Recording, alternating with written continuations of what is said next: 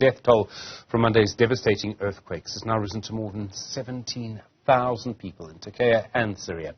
Officials are expecting the toll to continue to rise sharply. Rescue operations ongoing across those two countries. The Turkish President Recep Tayyip Erdogan conceding shortcomings after some criticism of his government's response to the earthquake, one of the deadliest this century. Survivors have been left to scramble for food, for shelter.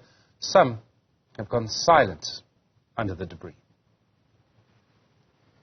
Meanwhile, rescue teams from our country heading to the disaster zone today, a race against time to pull out survivors from the rubble, of course, because of the huge increase in the number of people who've died.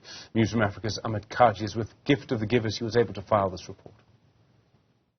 But just to take you through some of the operations that the Gift of the Givers teams will be doing, this is just some of the equipment which will be used, the search and rescue equipment, which will be used throughout the day and heading into the next 10 days or so, when this particular team will wrap up the operations and another one will be coming in.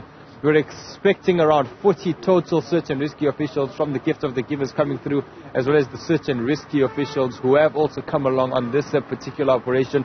We will be in the area where Christian Atsu has went missing, or at least covered under that rubble in that region. That's one of the many areas which is considered ground zero where this particular earthquake had struck, or at least both those earthquakes had struck.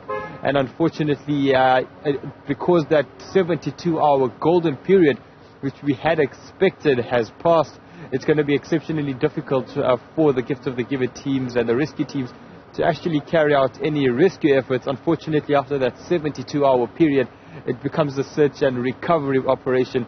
But just speaking to some of the search and rescue guys and some of the officials over here, they say what they're hoping for is to at least still get some of the survivors from this particular earthquake, the 7.7 and 7.6 magnitude earthquake which hit both Syria and Turkey on Monday morning.